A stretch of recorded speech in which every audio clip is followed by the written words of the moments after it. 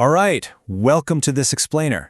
Today we're diving into a macroeconomic mystery that is literally hiding in plain sight. We're talking about a silent threat to the entire global financial system. And the crazy thing, traditional media is almost completely ignoring it, mostly because it just doesn't fit into a neat, snappy clickbait headline. But trust me, understanding this hidden mechanism is absolutely crucial if you want to know why our markets are behaving the exact way they are right now. So let me ask you a question. What's the absolute biggest risk to the U.S. economy today? Well, if you just watch the evening news, you probably have a few usual suspects pop into your head, right?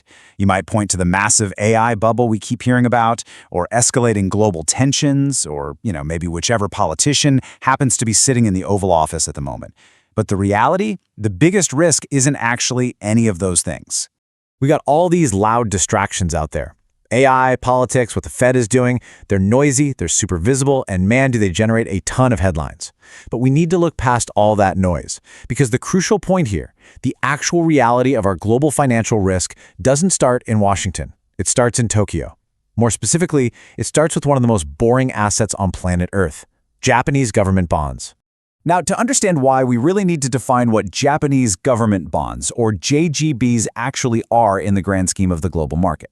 I want you to think of them as the financial duct tape that has quietly, unassumingly held the entire global financial system together for the last 30 years. Seriously, if you've been sitting there wondering why U.S. mortgage rates absolutely refuse to fall, or why the stock market randomly freaks out of nowhere, or why the Fed keeps talking about rate cuts but money still feels incredibly tight, well, the answer is that this 30-year-old duct tape is finally starting to peel. To really grasp this, we got to rewind the clock a bit, back to 1992. Japan's massive asset bubble burst. Real estate and equities completely collapsed. And this kicked off what everyone now calls the lost decades. We're talking no real growth, no inflation, no wage expansion.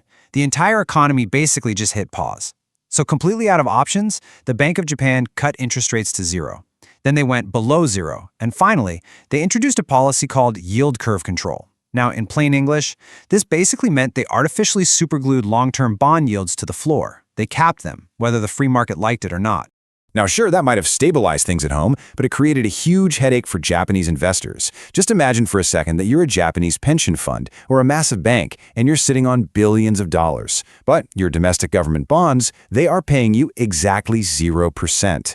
You basically have two choices here. You can accept a flat zero on your billions, or you can go shopping overseas. Naturally, they went shopping. And over the course of decades, Japan transformed into the world's largest net creditor nation. They essentially became the global economy's personal ATM. So let's break down the actual mechanics of what became known as the yen carry trade. And to do this, let's look at a hypothetical investor. We'll call him Bob. Step 1. Bob borrows money in yen at near zero interest rates. Step 2, he converts that yen into US dollars. Step 3, he buys US treasuries that are yielding, let's say 4%. And step 4, after hedging his costs, Bob simply pockets the spread. It's a brilliantly simple math equation when your borrowing costs are artificially suppressed like that.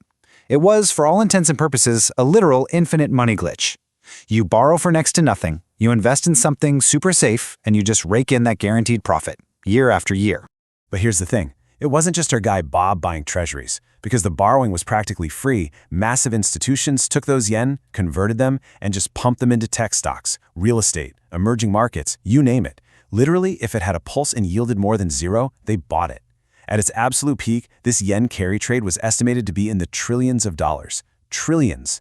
It was essentially acting like free Japanese Wi-Fi, just silently powering global market liquidity for decades. However, and there's always a however in finance, right? That entire system, that free Wi-Fi connection, it relied on one massive core assumption, that Japanese yields would stay near zero forever. But in 2024, that assumption broke. The Bank of Japan officially pulled the plug on its yield curve control policy, and they raised interest rates for the very first time in 17 years. So the era of free money, it came to a sudden and honestly incredibly sharp conclusion. And man, the reaction was violent. When Japan hiked rates a second time, global markets absolutely freaked out. We're talking massive, single-day drops across the board. The S&P 500 plummeted 6%, and Japan's own Nikkei 225 dropped over 12%. That was its worst drop since 1987. So why the panic? Well, because when Japanese yields rise, borrowing in yen suddenly becomes expensive, and hedging that currency risk, also incredibly expensive. That free money trade we just talked about simply wasn't free anymore. Okay, so let's dive into what actually happens when the math flips. Because when the math flips, the capital flows flip right along with it. This triggers a massive systemic event known as repatriation. Basically, money that had flowed out of Japan and into US markets for decades is suddenly packing its bags and returning home. Global investors woke up to a really uncomfortable truth. The absolute cheapest source of global liquidity for the last 30 years is no longer cheap. We're talking trillions of dollars suddenly throwing it in reverse. And this brings us to a massive misconception that we really need to clear up right now. You know, everyone hyperanalyzes Jerome Powell and the Federal Reserve, treating them like they've got this magical dial that controls absolutely everything in the economy. But that's just not true. The Fed really only controls short-term, overnight interest rates.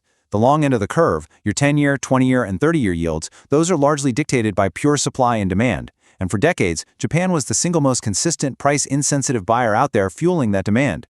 To really understand the sheer weight of this shift, consider what Ray Dalio, the founder of the world's largest hedge fund, has to say about it. He points out that the bond market is the basis, it's literally the backbone of all markets. He notes that this risk-free interest rate determines what all other asset returns are going to be. So when there's a fundamental breakdown in the supply and demand picture for bonds, interest rates naturally have to rise, and that puts central banks in an absolutely impossible bind. And here is where the math gets genuinely, truly concerning for the United States. As we all know, the U.S. is currently running trillion-dollar annual deficits. The Treasury has to issue a staggering amount of new debt every single year just to keep the lights on. But someone has to actually absorb that debt, right? If Japan, historically one of our biggest foreign buyers, suddenly backs out, well, the supply starts outpacing the demand. And when that happens in the bond market, yields absolutely must rise in order to attract new buyers. So what's the ultimate takeaway for you here? Why does this actually matter to your wallet?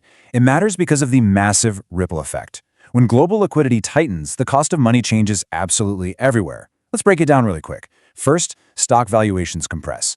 High long-term yields mean future earnings are worth less today, so stocks naturally trade lower. Second, mortgage rates. They are firmly anchored to long-term treasuries. If those yields stay stubbornly high, your mortgage rates stay high, which essentially freezes the housing market for everyday buyers. And third, corporate credit tightens. Companies just can't borrow cheaply anymore. Deal flow drops and business growth slows right down. It literally impacts everything. For decades, we have been on the receiving end of the world's largest carry trade. We've basically been running our markets on cheap, imported liquidity. But that era, it's unwinding, and it's reshaping the very foundation of the bond market that's been hiding in plain sight this whole time. So as we wrap up this explainer, I want to leave you with one very provocative question to chew on. As the United States continues to print record amounts of debt, if the absolute largest foreign buyer steps back, who buys it next?